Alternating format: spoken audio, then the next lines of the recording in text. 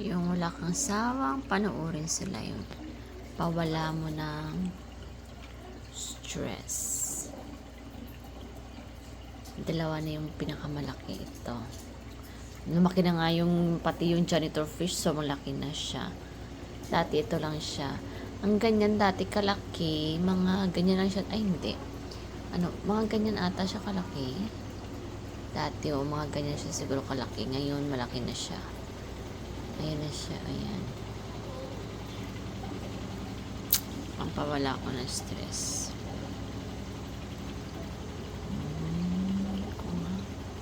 Parang maliit lang yung diferensya ng paglaki niya. Meron pa yun sa baba. Itong pinaka-cute. Tingnan nyo. Sobrang laki ng katawan, pero ang liit na liit-liit. Double tail din yan, pero ang liit ng tail niya. May kapares yan, shy. Yan. Yan naman yung kapares niya. Okay pa. Kasi nga hindi naman kalakihan yung hindi siya naman kalakihan yung katawan niya. Ayan. Hindi naman siya kalakihan ang katawan niya. Pero ito talaga. Ito. Sana ba siya? Ayan. Ang laki-laki ng katawan. Tapos ang litlit ang buntot. Ay ko. Samantalang sila okay lang. Samantalang ito, malaki ang buntot pero one tail lang siya. One tail din to. Ito two tail. Ayan, malaki din siya pero at least mahaba yung tail niya. Ito two tail din yan. Tapos, itong dalawang to, ito yung parating na therapy nasiseparate parati. Kasi nga, nahihilo-hilo siya sa toxic ng kanilang Kaya ginawa ko, sila na lang dalawa dito. Kasi talaga naman, sila talaga yung dalawa nung binili ko magkasama yan Pero ito kasi siya, parati siya nandito kasama ng mga yan. Dapat pati itong puti na to, nilagay ko din dito. Kaso, parang ang liit masyado ng area nila para sa tatlo.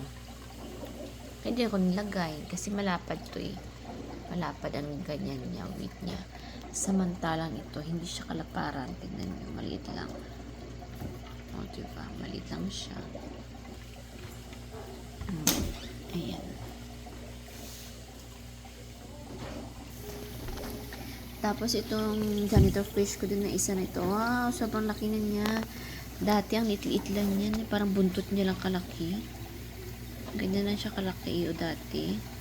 Pero ngayon ang laki niya na, bilis na lumaki kasi kumakain din siya ng pagkain ng mga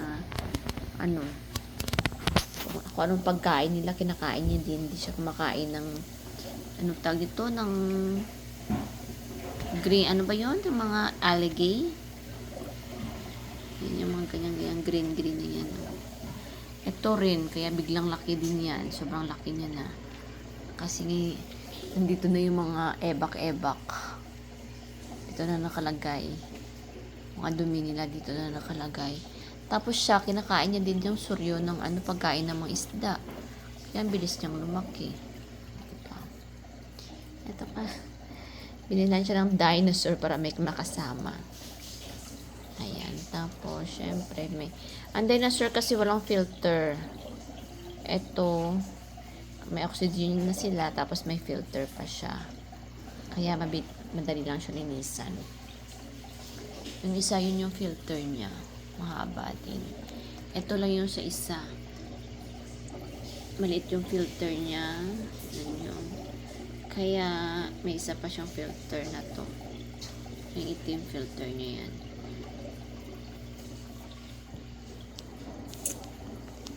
O, diba? That's it for now, mga ka-youngsters. Don't forget to like, share, comment, and subscribe.